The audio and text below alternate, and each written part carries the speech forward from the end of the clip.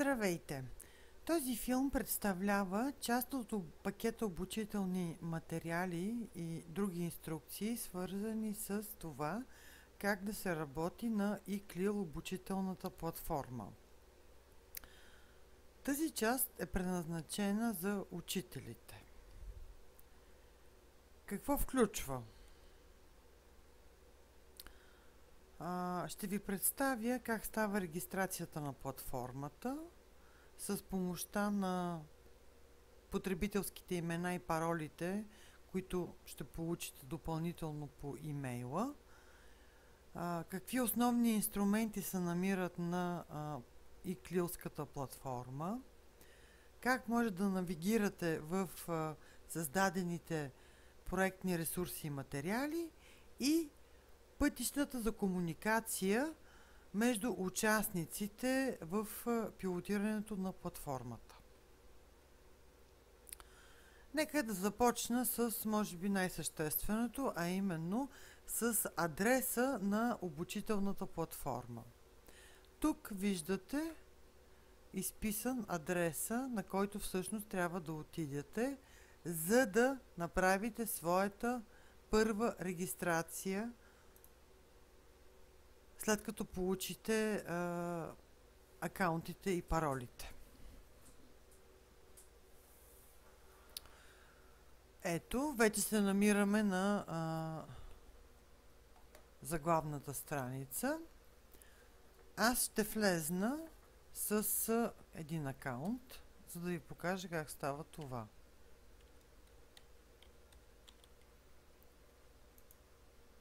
Написвам и паролата.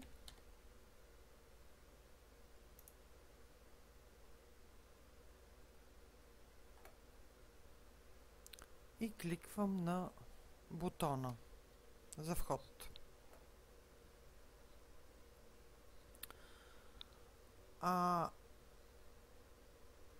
Реално така са дадени настройките за вашите регистрации, че езикът на платформата е български език, а езикът на курсовете, които всъщност вие ще видите, ето тук тези два реда, това представлява всъщност моите курсове. Вие виждате в момента всички курсове, за които сте записани. В случая английски език и български език. Ако натисна ето тази това бутонче, всъщност мога да разгърна и да видя по списъка на уроците вече в рамките на всеки курс. Съответно, кликването върху дадена курс ви дава възможност да го разгледате много по-подробно.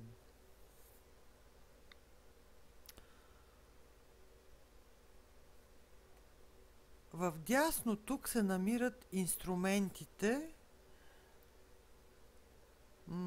с които разполагате на eClil обучителната платформа. Малко по-подробно ще се спра на тези от тях, които сигурно ще използвате по-често. Веднага искам да ви предупредя, че този, например, инструмент в случаят не е активен. Това, което е интересно и често ще се налага да прибягвате, е каталогът на курсовете. Форумът, който е важен инструмент за комуникация, позволяващ на потребителите да се включват в дискусии и също така да участват в различни гласувания. И последният инструмент са докладите, които всъщност имат три различни вида доклади. И малко по-подробно ще се спра на този инструмент за докладите, тъй като платформата може да генерира три вида доклади. Първият вид са така наречените доклади за индивидуален потребител. С помощта на тези доклади може да се търси информация за всеки един отделен регистрирал се ученик или учител, респективно. Как става това? Всъщност, когато се отвори менюто, тук можете да зададете по този начин. Всички участници се изписват. И като кликнете върху един определен участник, който ви интересува, вие получавате много подробен доклад за неговата дейност на платформата. Другите два бутона за доклади, а именно доклади за урока и доклади за курса, генерират информация относно постиженията и участниците на потребителите. Пак ще се върна на доклади на служителите, т.е. на индивидуалното, и ще ви покажа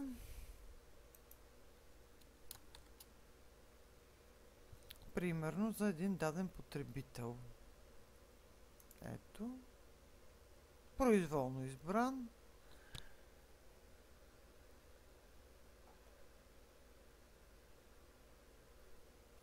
Така. Имате тук за курсовете, уроците, повече информация, която касае данни за езика, дали е активен, от кога е регистриран, съответно кога е последно влизано в и от какъв IP адрес. Така.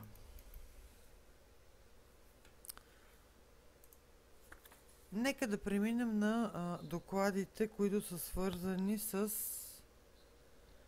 отчети за урок. По абсолютно аналогичния начин в полето за търсене може да въведете символа за процент и съответно ще откриете урока, за който желаете да генерирате отчет. Етикетът потребители генерира информация за цялостното представяне и участие на потребителите, които взимат участие в даден урок. Разбира се, тази информация е възможно да бъде филтрирана още повече, като в групата става дума, като може да достигнете до информация вече за един отделен участник. Това става с филтриране на името на групата, когато се избере. Ето, това са активните потребители, които в случая са 587 на платформата. И ако аз избера групата, на която като учител съм така, всъщност виждам именно своите потребители. Ето, тук се виждат всъщност учителят и неговите ученици, с които той е работил на платформата. Разделът повече информация генерира по-нататъчната информация за урока. Както при отчетите за потребителите, разделът трафик позволява да се прави търсене, което е ограничено в съответствие с времето, за което потребителите са били активни в рамките на даден урок. Тоест, вие виждате времетраенето, което съответният потребител е използвал, за да работи, да разглежда съответния урок в рамките на даден урок. Това е много удобен бутон, тъй като той ви дава информация и за броя влизанията в системата и съответно броя влизанията във всеки урок.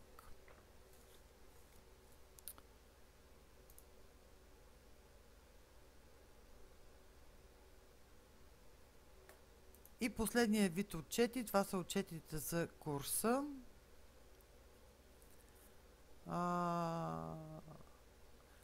Абсолютно по аналогичния начин, както и при предходните два вида отчети, чрез полето на търсене може да изберете курса, който ви интересува.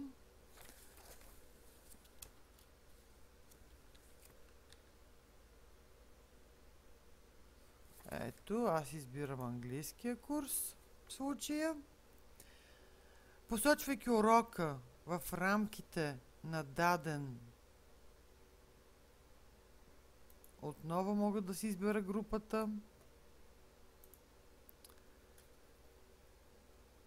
Генерира се вече информация за потребителите и активността им в отделните уроци в курса. Тази информация после, разбира се, може да се допълнително детайлизира по отношение на активните, неактивните, както и потребителите като цяло или отделните групи в рамките на дадения курс. Нека отново да се върнем на началото, там където всъщност, до тук това бяха инструментите. Сега ще малко по-подробно разгледаме нещата, свързани с опциите, които вие можете да правите по отношението на съдържанието. Примерно аз искам да започна в линеен вид са подредени темите. Ето го съдържание. Опцията съдържание. То позволява да се разглежда съдържанието на всеки урок, но не може да се променя или да се добавят нови уроци. В дясно виждате една таблица с инструменти, на съдържание с инструменти, но за съжаление те не са активни. За да започнете, например,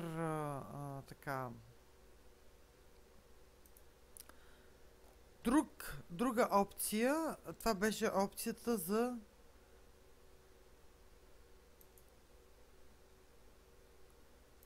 статуса на потребителя. Всъщност, ето го статуса на потребителя. Той е важен на опция, тъй като тя позволява да се наблюдава прогреса на учениците. Следващата опция беше за докладите и абсолютно всичко, което преди малко ви обясних, се отнася.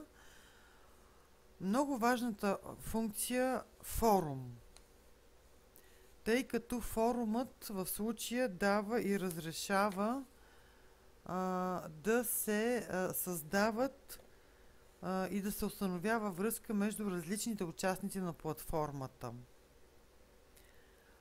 Ето, специално за пилотирането е създаден форум Help BG Pilot May. Съответно, тук има две теми. Едната тема е предварителната подготовка, която представлява тема специално за учителите, които ще се занимават с пилотирането. Лесно се пише, ето ново съобщение. Съответно на тези съобщения вие може да отговаряте ето с тази функция от reply. Това, което е интересно, че тези форуми могат да бъдат публични, както са направени в момента, и ви съветвам да използвате тази функция. Потребителите, които имат статут на ученици, не могат да създават форуми, за разлика от учителите, но те могат да добавят пък теми, нови теми. Това става, когато се кликне на бутона нова тема. Ето нова тема, този бутон. Съответно, разрешава това да стане лесно. До тук ми се струва, че разбрахме каква е всъщност идеята за обучителната платформа. Ето в подкрепа на учителите може да видите кои технически насоки тук са приготвени. Освен в форумът съществува група във Facebook, към която вие вече се присъединихте, както и страница за пилотирането във Facebook. Това са контактите и координатите на екипа, който ще помага.